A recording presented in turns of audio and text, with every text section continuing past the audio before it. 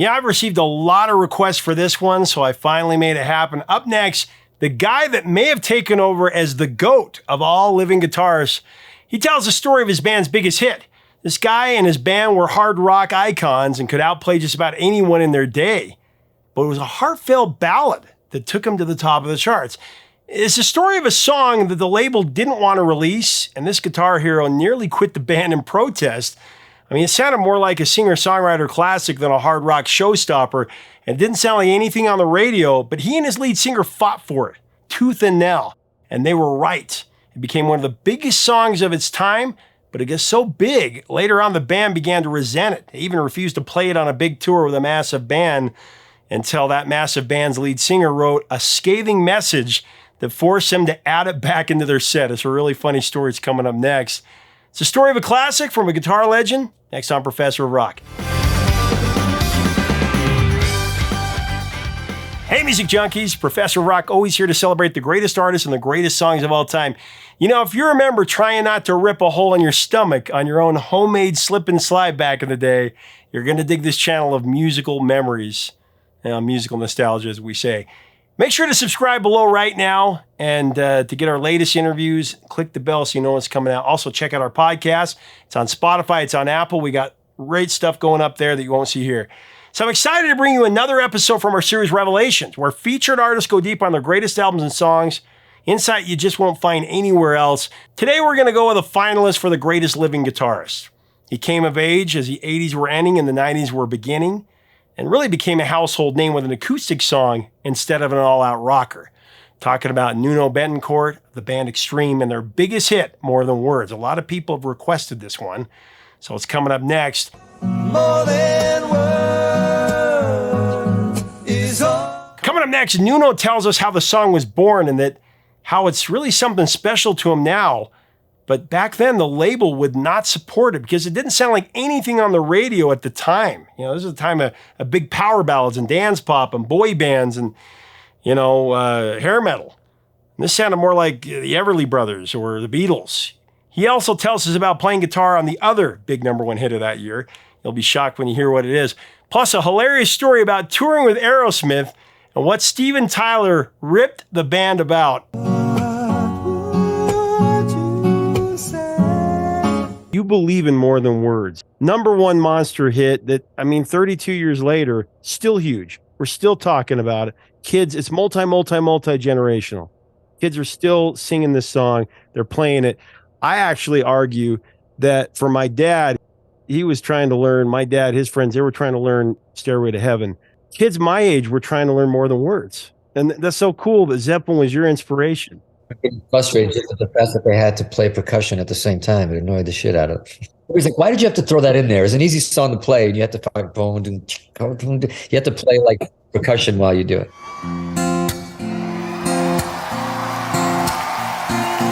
It always comes across this story. I don't tell it much, and I stopped telling it because it makes it sound like A&M didn't support us and they didn't get us. They signed us for a reason, and they love Porn and Graffiti, and I believe that they loved More Than Words.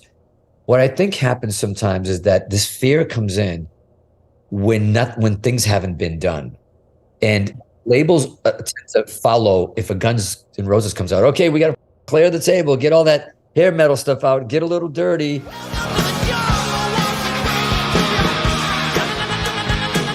Less this, less spandex. Let's go for like Guns N' Roses. Let's get gritty. And then they find a bunch of Guns N' Roses, and then a bunch come out. And then Seattle happens, and we got to go find a bunch of Soundgardens. Like they chase.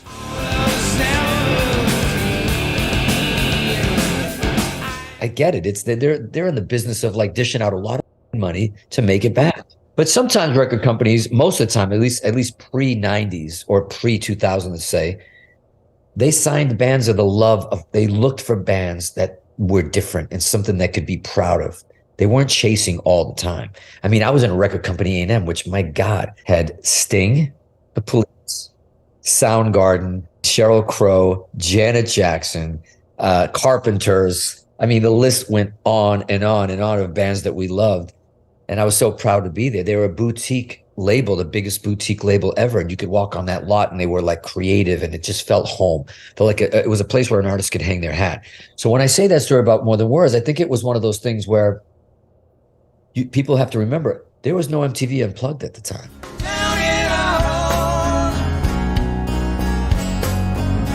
And the last time an acoustic song with two guys sitting down playing a folk song like that, Blackbird singing in the dead of night, and singing like a Beatlesque Blackbird or Everly Brothers. It was like Everly Brothers-esque. I'll do my crying in the rain. or even Handyman. Yeah, James Taylor.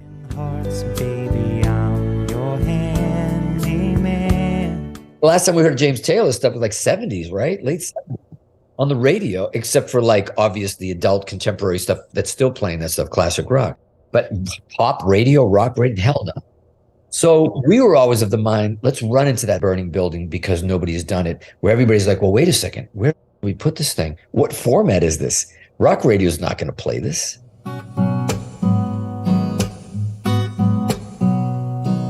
But one thing we knew is the fans were telling us, we were on tour with Alice in Chains, and we were playing, and it was the first time me and Gary started playing More Than Words, and we couldn't get a word out. The club was singing it. Well, I said the club, maybe there was 20 people in there at the time, but they were singing it. That was telling us it was connecting. It was the best marketing, the best kind of test marketing you could do. But when we were going back to the label, because they weren't out there, they were like, yeah, we don't know. We're like, no, we always thought it was a hit, but you got to remember the reason, think about this, you're a record company and you're listening to this song and you love the song, but you're not thinking about it emotionally and how it's touching people. You're thinking about it as a hit and you're going, this is not a hit. My manager said it wasn't a hit. I think even a couple of guys in my band said it wasn't a hit, maybe because they weren't playing on it, but that's a whole other story. My point being is that it really wasn't a hit written like a hit. Where is the big hook? There's no chorus. There was no chorus. It was just two of us like rambling, playing, some harmonies. I remember writing it on a porch. Then we go into another section. It's a little bit more harmony. Then the chorus was more harmonies. And it never really got to the chorus. It never we said more than words in it, but it's just gone and it went. More than words to show you feel. But what I realized, the biggest lesson was this, is every hit song has to touch somebody emotionally. Whether it's More Than Words or whether it's a Beatles song, it's an anthem for something. It touches you for a party. Van Halen touched you on go party and break everything and go.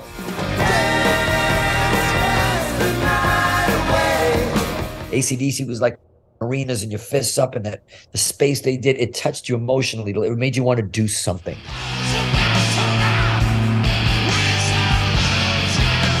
It was a soundtrack to your life somehow. So I think that was trying to figure out and navigate for a record company to go, where the f- do we put this? Well, it was such a different kind of love song than was on the radio because everything was power ballads. Ballads everywhere. Def Leppard, every great songs, but I was like, I want to know what love is like. Some massive songs. So all of a sudden, these guys are, playing what? Acoustic guitar? Like what? And the video was iconic in that way as well because it was black and white, very simple. People were making, $250,000 videos, and they wanted to put us on a mountaintop with helicopters and shit. I'm like, no.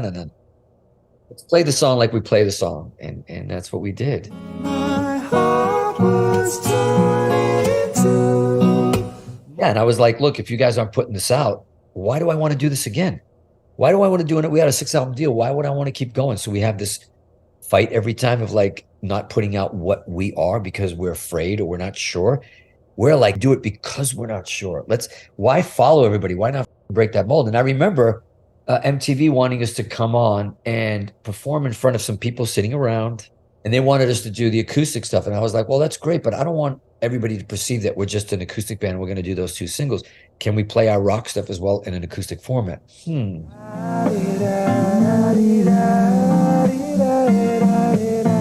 I'm not saying we invented MTV Unplugged, but let me tell you something. I think we definitely sparked something. And the part that pissed me off the most about that story is we never got asked to come back and do MTV Unplugged.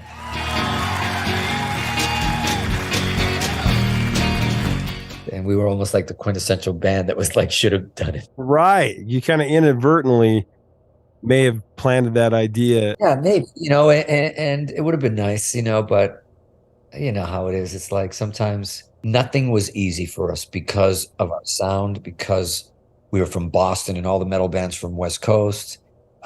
It was always, we were a little bit of an odd man out. But we embraced that. We loved it. We saw our heroes like that. We noticed that Zeppelin from one song to the next was like, what sometimes? Like, where are you taking us? Same thing happened to Zeppelin when they released Zeppelin 3. The critics tore them apart. Zeppelin 3 is one of my favorite Zepp albums, and I stole so much from there acoustically. Got to tell Page that, and he was like, really? Zeppelin? Like, dude, it's iconic, because they know they got the shit kicked out of them because they wanted to do something not as heavy. Exactly. But it's really important Zeppelin album.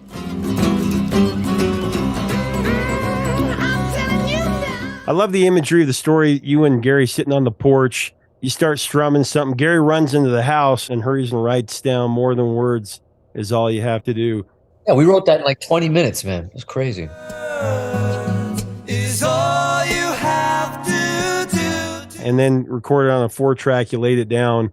And it's cool because it's a love song that it's a lot deeper, because the singer wants his lover to do more to prove her love other than saying the phrase, I love you. And so it was more of a way to think about the words that were being said than just your traditional love song. If I took those words away. Yeah, it was cool because you're right. Everything's like, I love you. I want to know I love. This was like, saying I love you. Like, it's like, I love my dog. I love this ice cream. It's like confetti. Show me how much you love me. And as simple as that was, I have a term I use that I'm a high school dropout, but I had to come up with a term to explain hits and well-written songs that connect with people. And pop songs, R&B songs, reggae songs, every genre, rock and roll has been the same arrangement since the beginning of time. It still is. Like a verse, chorus, you got a bit of a bridge, maybe a solo if the guitar player is any good. You do an out chorus, you go home. I mean, it's really the same still to this day. And it's simple.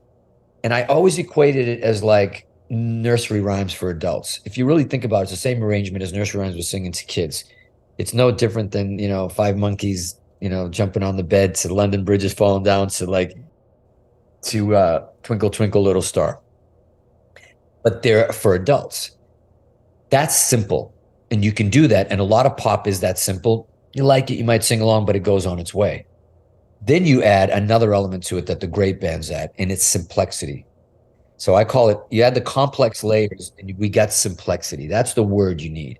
Meaning, listen to a Queen or a Zeppelin. It's still like, Kill a Queen is like, 3.5 minutes, but please, you put your headphones on and you rediscover it and discover it and rediscover again. She's a killer queen, gunfight, eternity, dynamite. And that's what Queen did. That's what Zeppelin did. That's what Radiohead does. That's what all these great bands that give a about their music and our artists. Yeah, these are songs that were written in an artistic way, that they weren't sitting there and going like, oh, let's write a hit for the radio or for anybody else. They were sitting there, great musicians, great chemistry, doing things. Then you wouldn't have to say. I love the story about your sister when you went back home after you guys had put it down. Yeah, look, my sister Fatima, she's always loved good music, and she's always like, yeah, it's the Beatles and it's this, and she's a little bit of a snob musically, only the best, the best, the best, the best. I remember she's never really commented much on any of my music that way. I mean, proud, but not commented. And I remember I was sitting there and she just walks by and she's like, and I'm just kind of playing it off the 4-track, and I'm just like debating what to do with it. What is it? And she just goes, what is that? Say I love you is not the word. And I was like, what do you care? You're going to tell me it sucks anyways. And she was like, no, that's you? That's you guys? And the first thing she said wasn't even like, oh my God, I love the song. She goes, you better protect that song. Like, don't let anybody, I'm like, what are you, A&R now? What are you in the music business? Like, she goes, no, somebody's going to steal that. That's a big song. That's a really great. And then she just walked away. And I'm like, and nobody else, nobody else thought it, but like, what the hell? My sister caught it. And that's that test marketing that you want. And she was like, that's a hit. That's a smash. It was her and one of the only few other people later in life, I'll never forget. We're in the studio. We were at Scream Studios in the Valley, pointing back there because the Valley's right behind me, the Hollywood Center. It's Sebastian Bach, early days Sebastian Bach, comes in, just, big, they just broke, and he comes in to visit us.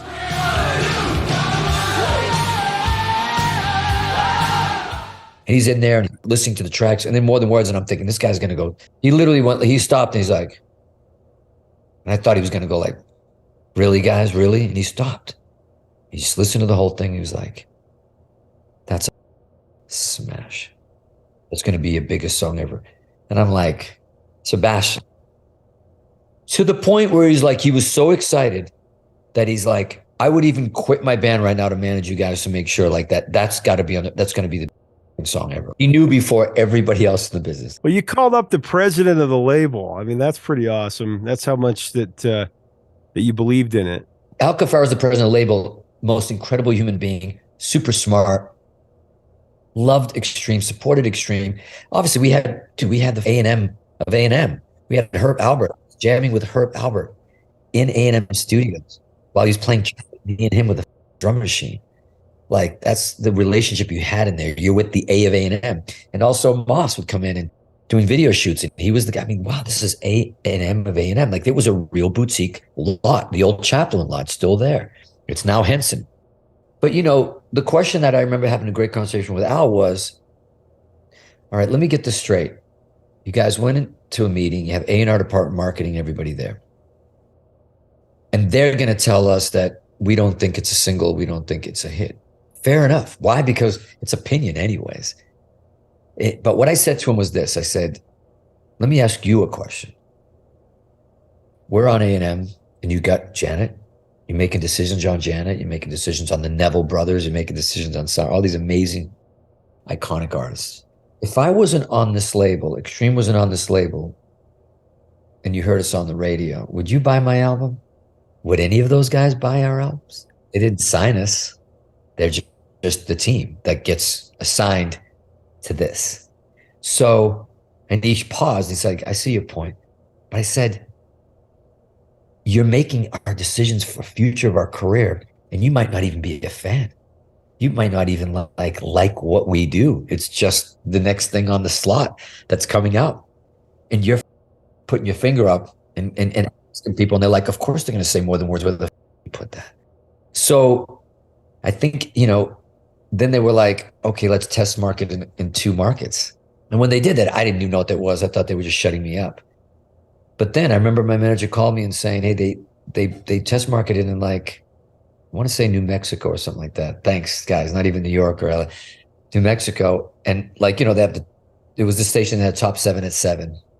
Maybe it was, I think Denver was the second one, because then they wanted to check it twice. But the interesting thing was that I didn't know you could pay to do everything back then on the radio, but you pay somebody to play the song 3 times a day, 3-4 times a day, to get numbers to test market for the label. And they added on Tuesday, and the first day on that Tuesday, it was number 7 at 7.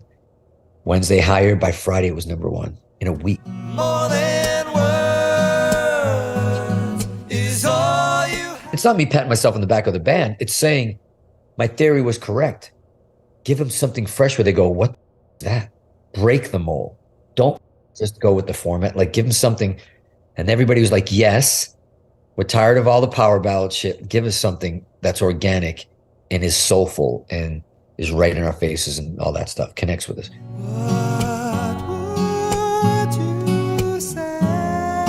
And then they tested another one. The same thing happened. And then we were flying back to do that video over here at A&M, where I can see from my house as well. It had to be the ultimate vindication when it started to move up. What did you think when it hit number 1? And of course, you guys didn't get to actually experience some of that craziness because you were on tour. Yeah, what was crazy is we kind of missed out, and I'm glad it happened, but I'm still upset that it happened this way. We had no internet. We had no cell phones at that time. It's 91. Really, they're just starting to come into play, but, you know, more mid-90s. We leave for Europe, UK, and you get on a hotel phone and you call home any chance you get, but you realize that you spent $400 on one hotel phone call home. And your brother and stuff is telling, guys, dude, you're not going to believe this. I'm like, what? He goes, your song's on the radio. It's everywhere. And then you call a week later, it's like, you're on MTV. You're like top 10 MTV. I'm like, what? The video, everything, we're missing it all. Don't ever let me go. And then I remember being in my hotel room and getting a phone call at 3 a.m. And my manager said, hey, I wanted to call you. I know it's late. And I wanted to tell you something, some news. I go, what? He goes, Billboard called. More Than Words will be #1 tomorrow. And I was like, what? It was so confusing because we missed it all. We missed it at 40. We missed it at 30. We missed it. And it was exciting, but it was so bizarre because my family's saying, you walk into Walmart, we can hear it. There's people camping out in front of your house. My mom is telling me, I'm like, what's going on? And we're in the UK. And Get the Funk Out is breaking in the UK, not More Than Words.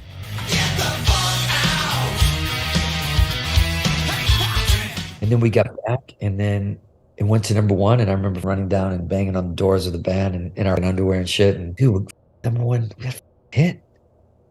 We wrote this little song we wrote Malden, Mass on the porch, and that's it. Believed in it. No plan, marketing plan, nothing, just. And it really taught us a lesson that, do what you love to do. And when the two can come together, I mean, what magic.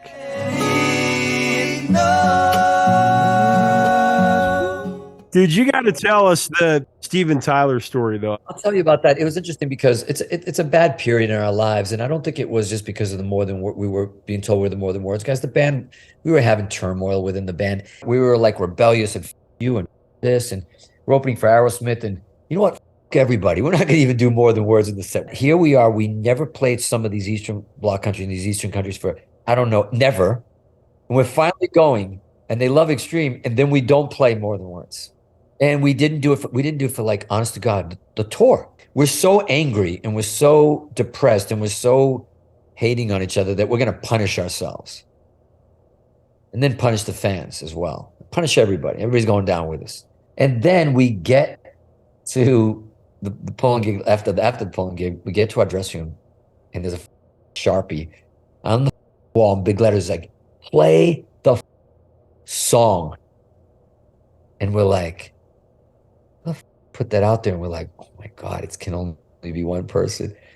And he should have signed it, maybe he should have signed it like that, and we would have known. But it was Steven. It was one of his favorite songs all time. Still talks about it. He asked me to perform it with him at the Nobel Peace Prize. That's how much he loves the song. I played it with him countless times already. But he was like, really, guys, play the song. Steven Tyler tells you to play the song, you play the song. It was right back in the set.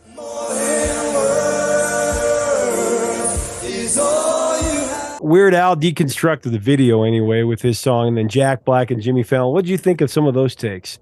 Well, it's funny. People call you and go like, oh my God, you see what these guys did and making fun of you. Like, what are you kidding me? That's the best form of flattery anybody. The day Weird Al does anything, I wish he had done More Than Words a song. He did, the video was funny. You shaved off my eyebrows while I was asleep. But I would have loved to see what he would have done with More Than Words. But he's an icon. When I saw the Jimmy Fallon, Jack Black thing, I loved it, man. Now that I've tried to talk. It was an honor. That shit is an honor. When somebody picks your song, two icons like that, and they love your song enough to do a parody, that's the ultimate thank you and gratitude that, like, man, your song affected us that much. And I remember talking to Jack Black about it. He's like, dude, Jimmy loves you guys, and he loves that song. And when he said to do it, he goes, I'm obviously a fan, but he wanted to do it exactly like the video and everything else. He goes, like, that was all him. He was obsessed. I'm like, that's awesome.